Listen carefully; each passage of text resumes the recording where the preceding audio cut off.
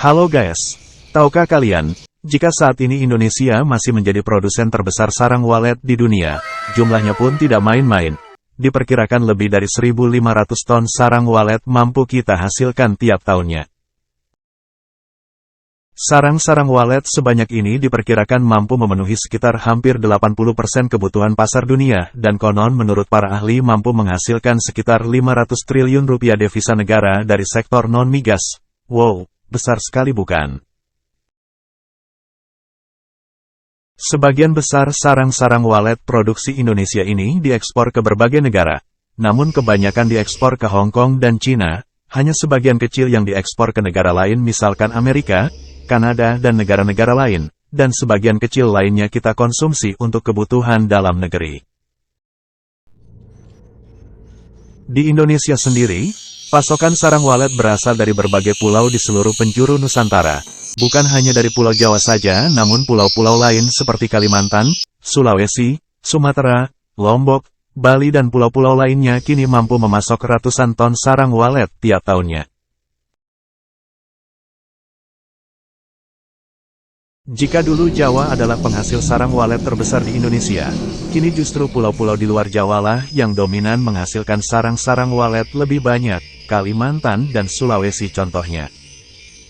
Dahulu, Pulau Jawa adalah pemasok terbesar sarang walet di Indonesia, namun kini pulau-pulau lain di luar Jawa lah yang menjadi pemasok sarang walet terbesar di Indonesia, sebagai contoh Pulau Kalimantan, Sulawesi dan Sumatera. Lalu, mengapa kini bukan lagi Jawa yang menjadi penghasil sarang walet terbesar di Indonesia? Jawabannya karena virus flu burung yang pernah melanda Indonesia sekitar tahun 2003. Saat itu harga sarang walet turun drastis dari yang sebelumnya mencapai belasan juta per kilonya, turun hanya sekitar 1-3 juta saja per kilonya. Keadaan ini membuat para pengusaha walet di Jawa putus harapan. Sebagian besar di antara mereka mengalih fungsikan bangunan rumah walet mereka menjadi bangunan untuk usaha lainnya. Banyak rumah-rumah walet khususnya yang ada di perkotaan, yang dirubah menjadi ruko, kos-kosan maupun rumah tinggal. Pertanyaannya, mengapa saat itu harga sarang walet bisa anjlok sejauh itu?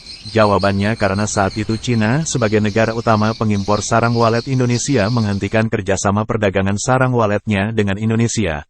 Alasannya sederhana, karena mereka mengantisipasi adanya virus flu burung yang ada di Indonesia saat itu, agar tidak menyebar ke negara mereka. Bahkan, saat itu Indonesia masuk daftar blacklist, sebagai negara yang sama sekali tidak bisa menjual langsung sarang waletnya ke Cina.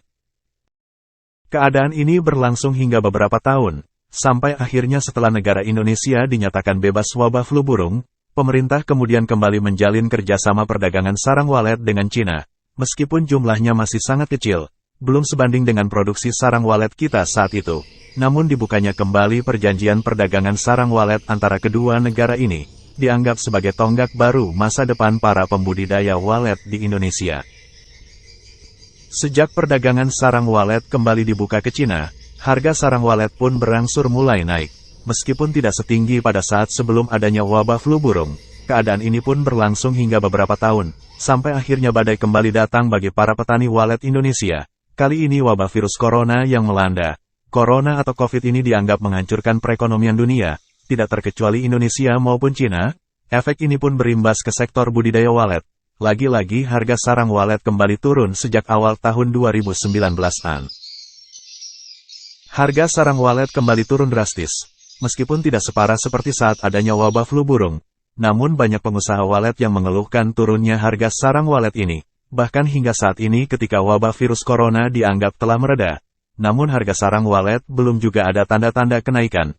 Banyak pembudidaya walet di tingkat petani yang mengatakan ini hanyalah ulah para tengkulak. Banyak juga yang berasumsi karena tingginya pajak ekspor sarang walet yang membuat harga sarang walet masih susah untuk bergerak naik. Namun apapun itu kami, khususnya para petani atau pembudidaya burung walet sangat berharap campur tangan pemerintah untuk membantu agar harga sarang walet ini kembali berjaya seperti pada awal tahun 90-an saat sebelum adanya virus flu burung. Bagaimana tidak? Usaha budidaya burung walet adalah usaha yang memerlukan modal besar. Untuk membangun gedungnya pun butuh biaya tidak sedikit. Jangankan untuk mendapatkan keuntungan, untuk kembali modal saja, kini petani walet harus ekstra sabar. Pun setelah gedung dibangun, Untuk mendatangkan burung walet pun kini para petani walet harus pintar-pintar menyiasatinya. Banyaknya gedung walet yang tersebar di seantero negeri tidak sebanding dengan pertumbuhan atau perkembangan koloni burung walet. Jika dahulu burung walet mencari tempat tinggal atau gedung walet, tapi saat ini bisa dibilang gedung walet lah yang mencari penghuni atau burung walet. Apalagi saat ini untuk belajar membudidayakan burung walet sangatlah mudah. Media sosial seperti YouTube maupun Facebook adalah tren yang paling diminati sebagian masyarakat saat ini untuk belajar bagaimana caranya membudidayakan burung yang satu ini.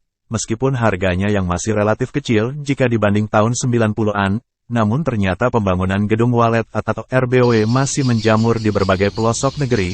Nah, bagi kalian yang menonton video ini, masihkah kalian tertarik ingin terjun ke dunia usaha budidaya walet?